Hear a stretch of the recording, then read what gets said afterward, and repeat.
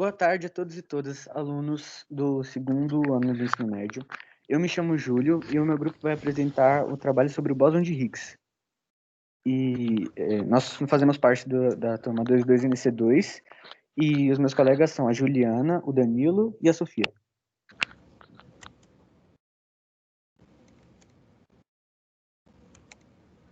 Oi, gente, eu sou a Juliana e eu vou falar sobre a bóson de Higgs no modelo padrão de partículas. Sim, a partícula bóson de Higgs faz parte do modelo padrão de partículas porque ela é uma partícula subatômica. E na tabela ela é representada pela cor amarela. A bóson de Higgs não possui número atômico e foi a última partícula fundamental a ser descoberta.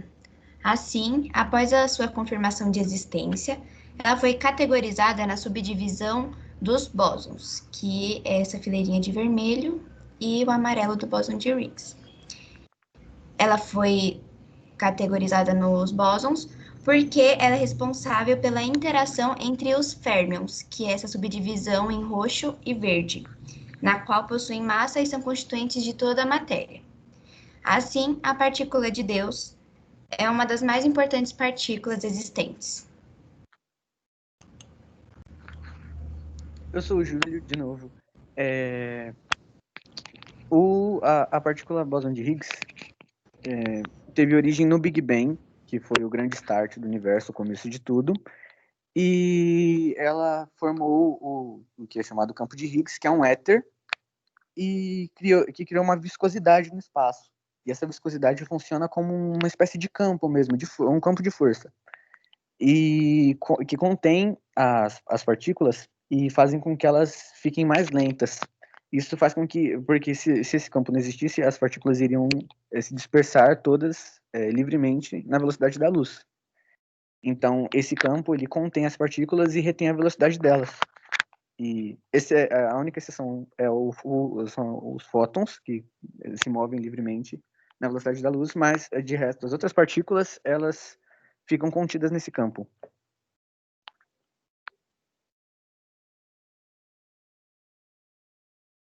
Eu sou o Danilo, eu vou falar um pouco sobre o Peter Higgs. Peter Higgs foi quem descobriu a partícula de bóson de Higgs, junto com seu colega François Englert, e juntos eles ganharam o Prêmio Nobel de Física em 2013 por essa descoberta.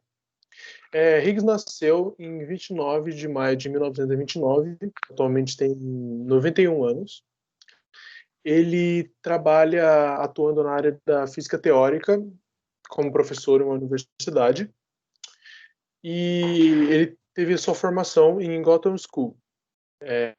Teve 2 filhos, Chris Higgs e Johnny Higgs, e seus pais eram Thomas Higgs e Gertrude Higgs.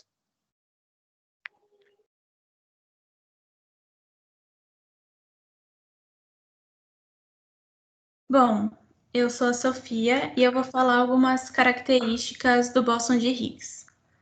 Primeiramente, todas as partículas conhecidas são divididas em 2 grupos. O primeiro deles são os férmions, que são as partículas com spin da metade de um número ímpar, e o segundo são os bósons, que são partículas com spin inteiro. Mas o que seria essa palavra spin? Em português, spin significa giro e se associa com as orientações que as partículas podem apresentar no campo magnético.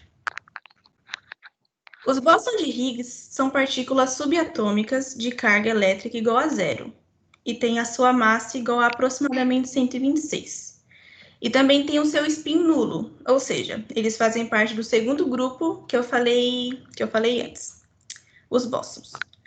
E também é responsável por formar atrações entre as partículas elementares, como os elétrons e os quarks, ou seja, ela ajuda a transmitir forças entre 2 corpos e dá massa a eles, assim formando novos elementos. O bóson de Higgs ele é conhecido popularmente como partícula de Deus. Isso porque um outro Nobel da Física, Leon Max Lederman, ele pesquisou sobre os bósons e sobre o campo de Higgs, que na época não era uma pesquisa disseminada, e escreveu um livro. E esse livro, né, em inglês, The Goddamn Particle, que seria, na tradução literal, a partícula maldita, o editor acreditava que o melhor seria tirar a parte maldita do título do livro e deixar apenas a partícula de Deus, porque ele acreditou que iria se popularizar mais. E foi o que aconteceu. E, no final, o bóson de Higgs ficou conhecido como partícula de Deus, mas pessoas que não têm conhecimento podem ter a errônea impressão de que isso associa a partícula a proporções divinas ou outros pensamentos. Então, esse é o motivo pelo qual o bóson de Higgs é conhecido como partícula de Deus.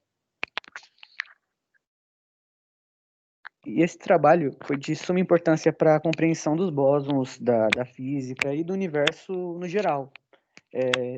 Nós gostaríamos de agradecer ao professor por nos dar a oportunidade de fazer essa pesquisa e de apresentar ao segundo ano.